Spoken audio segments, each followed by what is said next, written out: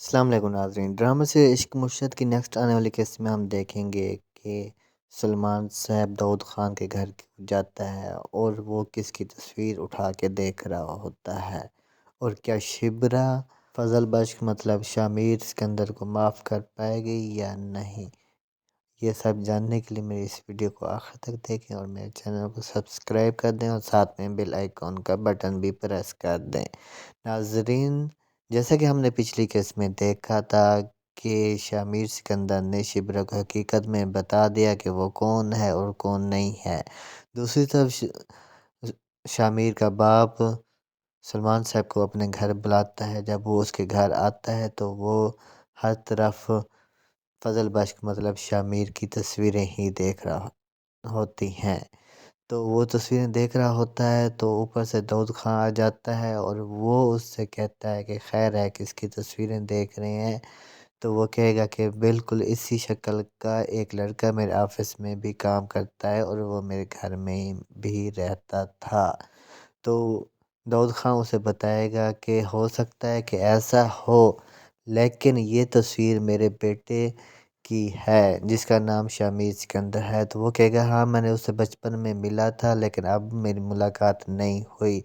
تو وہ اسے بتائے گا کہ یہ تصویریں اصل میں فضل بخش مطلب شامیر سکندر کی ہیں، جو کہ تمہارے گھر میں ہی رہ رہا تھا، کیونکہ اسے تمہاری بیٹی کے ساتھ پیار ہو گیا تھا۔ تو وہ یہ بات سن کر سلمان صاحب بہت پریشان ہو جائے گا اور غصے بھی ہوگا۔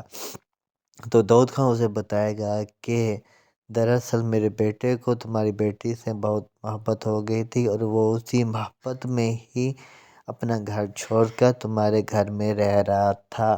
اب میں چاہتا ہوں کہ یا تو تم اپنی بیٹی کو لے کر یہاں سے کہیں چلے جاؤ یا پھر میرے بیٹے کو رشتہ دے دو۔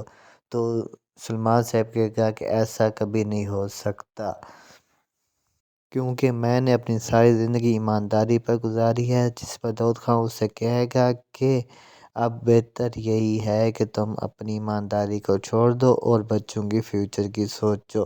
جس پر سلمان صاحب کہے گا کہ میں مجبور ضرور ہوں لیکن اتنا خود غرض نہیں ہوں، اور مجھے یقین ہے کہ میری بیٹی وہی سب کچھ کرے گی جو میں اس سے کہوں گا۔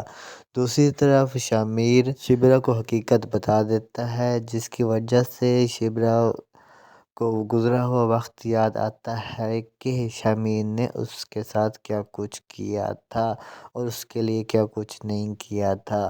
اس کو وہ وقت بھی یاد آتا ہے جب وہ جیل میں ہوتی ہے لیکن فضل بخش اس سے ملنے آتا ہے، اور وہ وقت بھی یاد ہے جب وہ مزید مصیبت میں ہوتی ہے کسی اور میں، تو پھر بھی اس وقت شامیر ہی کام آیا تھا۔ تو وہ اس سے کہتی ہے کہ تم نے ایک بات کہی تھی، اگر تمہیں یاد ہے تو وہ بتا دو۔ جس پر شامیر کہے گا کہ میں کہتا تھا کہ معصوم لوگ اب بھی زندہ ہیں۔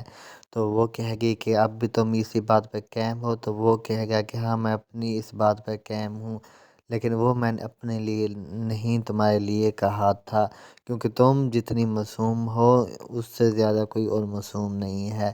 دوسری طرف جب شبرا اپنی بہن سکینہ کو بتائے گی کہ فضل بخش اصل میں کون ہے، تو سکینہ کہے گی کہ مجھے سب کچھ پتہ ہے۔ تو اس پر شبرا کہے گی کہ تم نے مجھے نہیں بتایا۔